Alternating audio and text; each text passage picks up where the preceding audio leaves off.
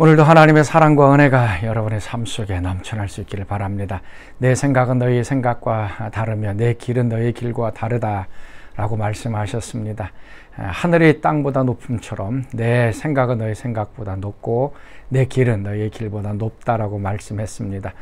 오늘도 이 전능하신 하나님의 그 위대하심을 우리가 좀 인정하면서 내 생각과 내 길이 아닌 또 하나님의 생각, 또 하나님의 방법, 하나님의 길, 또 그런 것들이 내 삶 속에 이루어질 수 있도록 오늘도 좀 마음을 활짝 열어놓고 또 믿음으로 반응하는 그런 귀한 하루 되시기 바랍니다.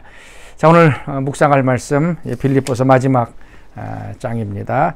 빌립보서 4장 14절에서 23절 말씀까지 같이 보도록 하겠습니다. 그러나 너희가 내 괴로움에 함께 참여하였으니 잘하였도다. 빌립보 사람들아, 너희도 알거니와 복음의 시초에 내가 마게도냐를 떠날 때 주고받는 내일에 참여한 교회가 너희 외에 아무도 없었느니라. 데살로니가에 있을 때에도 너희가 한 번뿐 아니라 두 번이나 나의 쓸 것을 보내었도다. 내가 선물을 구함이 아니요 오직 너희에게 유익하도록 풍성한 열매를 구함이라. 내게는 모든 것이 있고 또 풍부한지라. 에바브로디도 편에 너희가 준 것을 받음으로 내가 풍족하니 이는 받으실 만한 향기로운 제물이요 하나님을 기쁘시게 한 것이라.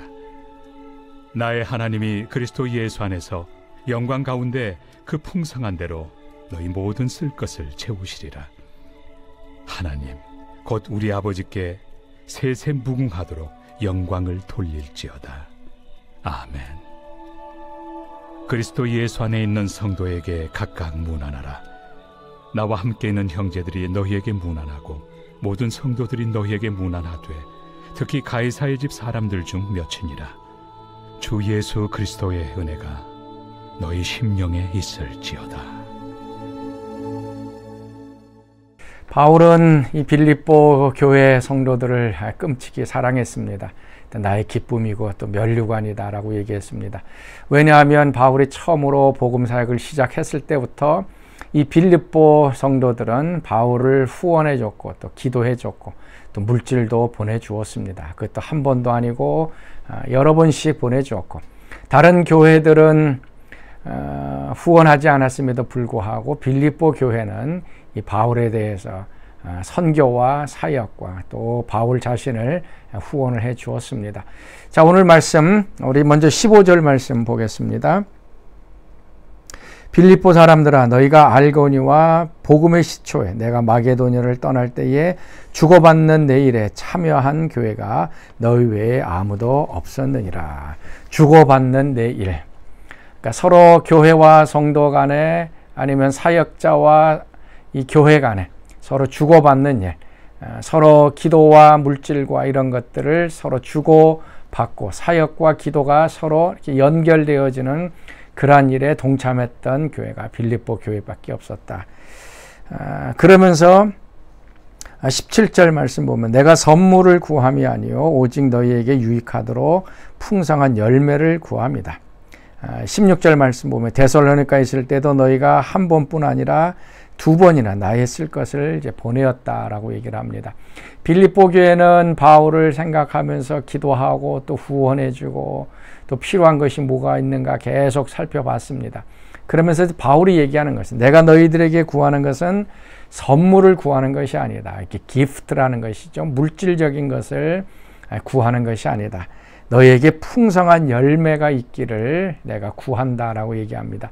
자, 이 얘기는 물질이라고 하는 것은 단순한 물질이 아닙니다. 여기에는 우리의 사랑도 담겨져 있고 관심도 담겨져 있고 마음도 담겨져 있는 것입니다. 이것이 이제 전달되어지는 것입니다.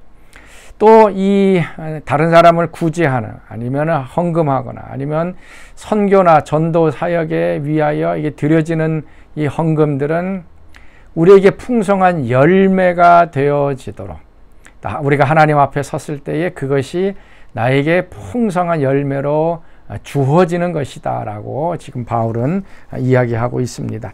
그러면서 이제 18절 말씀이 향기로운 제물이다 라고 얘기하죠.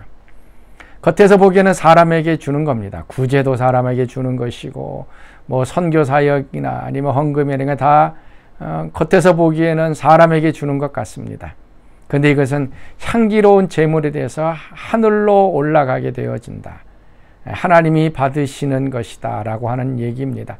그래서 우리가 물질을 사용할 때는, 특별히 구제나 선교를 할 때는 이것이 하나님께 드려지는 향기로운 제물이 되어져서 하나님이 받으시는 것입니다. 그리고 그것을 또 받는 사람도 사랑을 받고 또 돌봄을 받고 또 그들의 끔찍한 그 마음들을 서로 연결되는 것입니다. 그래서 19절 말씀, 그 결과는 어떻게 되는가? 나의 하나님이 그리스도 예수 안에서 영광 가운데 그 풍성들을 너희 모든 쓸 것을 채우시리라. 우리가 재정에 관해서 많은 이제 성경 구절들이 있지만 이 구절들을 얘기를 합니다. 주께서 그 풍성한 대로 너희 모든 쓸 것을 채우시리라. 조건이 있다면 그 앞에 있는 겁니다. 하나님을 위해서, 복음을 위하여, 선교를 위하여, 다른 사람을 구제하기 위하여 드려질 때 그것은 겉에서 보기에는 없어진 것 같습니다. 낭비된 것 같습니다. 그러나 하나님께 향기로운 제물이 되어서 올라가서 하나님이 받으셨기 때문에 내가 드려진 것에 대해서, 내가 지금 이제 궁핍하고 어려울 때 하나님께서 내 필요를 채워주시겠다라고 약속하고 계신 겁니다. 이것이 우리 신앙의 기초입니다. 구제를 하든 선교를 하든 하나님께 헌금을 하든 어떻게 보면 내게 있는 것들이 없어집니다. 낭비된 것처럼 보입니다. 내 삶을 내가 이끌어가야 되는 것처럼 생각하면서 내가 물질을 이렇게 컨트롤하려고 합니다. 그런데 하나님 앞에서 이 물질을 이렇게 내어보내면 하나님께서 내가 필요할 때에 이제 공급해 주시겠다. 그리고 그 영광의 풍성함대로 채워주시겠다 약속하고 있습니다. 그래서 우리가 잘 아는 잠언서 11장 24절 말씀 있죠. 흩어 구제하여도 더욱 부하게 되는 일이 있나니 과도히 아낄지라도 가난하게 될 뿐이라. 흩어 구제하게 되면 자신의 물질들이 다 없어지지 않습니까? 그런데도 불구하고 더욱 부하게 되는 일들이 일어난다. 이것이 영적인 세계입니다. 반대로 과하게 아껴도 가난하게 될 뿐이다. 과하게 아끼는 것이죠. 그러면 뭐 부자가 될 것처럼 느껴지는데 도리어 가난하게 될 뿐이다. 이게 하나님 나라의 경제 법칙입니다. 그래서 구제하여도 더욱더 부유하게 되어지는가. 이게 하나님께서 그 사람을 물질을 사용함을 통해서 하나님께서 그 사람에게 축복해 주기 때문에 그렇습니다. 나를 위하여 사용된 그 돈은 그냥 낭비되어지고 없어집니다.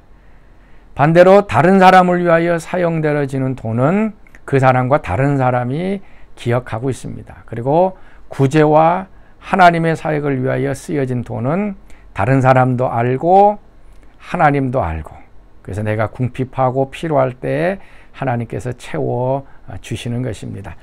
자, 오늘도 우리의 여러 가지 삶을 하나님께 좀 맡겨 드릴 수 있기를 바랍니다. 그리고 또 우리가 좀 사용되어야 될 구제와 또 선교와 여러 가지 것들에 나의 물질들이 좀 씨앗으로 뿌려지면 결국 아름다운 열매로 풍성하게 우리에게 주어진다는 것, 오늘도 기억하시면서 또 하나님을 의지하는 귀한 하루 되시기 바랍니다. 자, 우리 같이 기도하겠습니다. 하나님, 오늘도 우리의 삶 속에 흩어 구제하여도 더욱 부유하게 되는 일, 또 구제와 선교를 위하여 드려지는 것들이 하나님께 향기로운 제물이 되어 하나님이 받으신다는 것 또 기억하게 도와주옵소서. 오늘도 우리 주변에 힘들고 어려운 사람들 또 우리 눈에 들어오게 하시고, 또 그들을 향하여 작지만 우리가 구제와 선교할 때에 그것을 통하여 하나님의 사랑이 전달되는 귀한 하루 되게 하여 주옵소서. 이제는 우리 주 예수 그리스도의 은혜와 하나님의 그 크신 사랑하심과 성령의 교통과 기름 부으심이 사랑하는 성도들 가운데 늘 항상 함께 하시기를 간절히 축원하옵나이다. 아멘.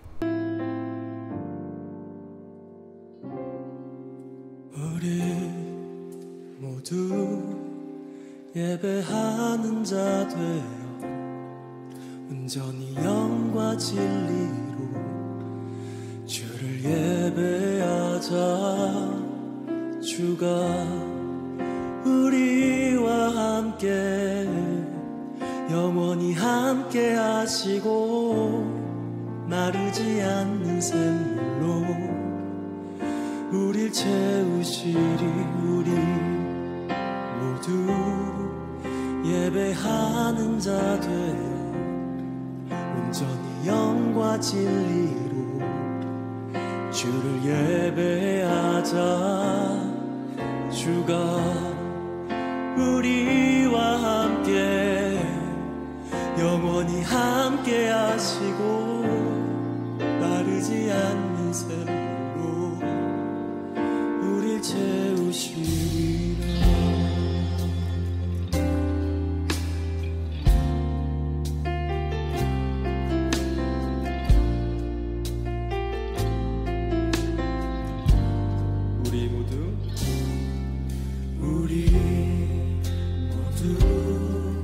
예배하는 자 되어 온전히 영과 진리로 주를 예배하자.